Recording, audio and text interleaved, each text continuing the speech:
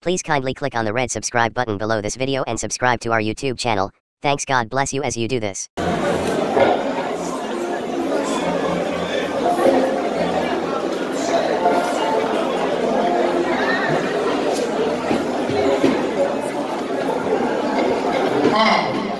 Ayekwe brothers, our mommy, Madam Shege, welcome to our midst. We love and appreciate you. Ayekwe brothers, we're ready for the nation. Now receiving Saudi. Alright, thank you for the donation. Over to Saudi Arewa. Thank you, man.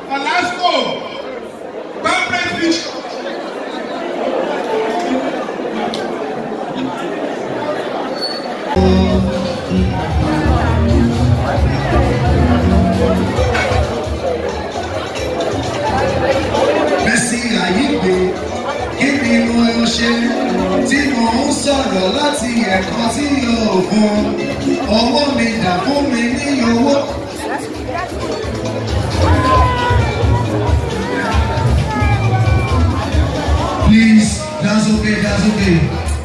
Mommy Messi, are you ready? When we get Martins, my money. As you are leaving that place, money hold your boss. Put your hand inside. You are so simple, quick, I come here, Nico. And so simple, boss, he can't come here, Nico.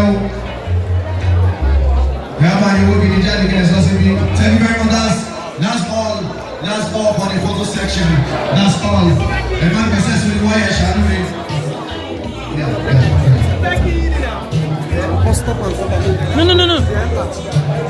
Thank you so much for watching our videos. And importantly, you need to subscribe because we drop videos almost every day. You have to subscribe. There's a circle here written Gua TV. Click on it. You see a subscribe button. Click on the subscribe button. That's so. And if you have a big show coming up, any event, you can call us.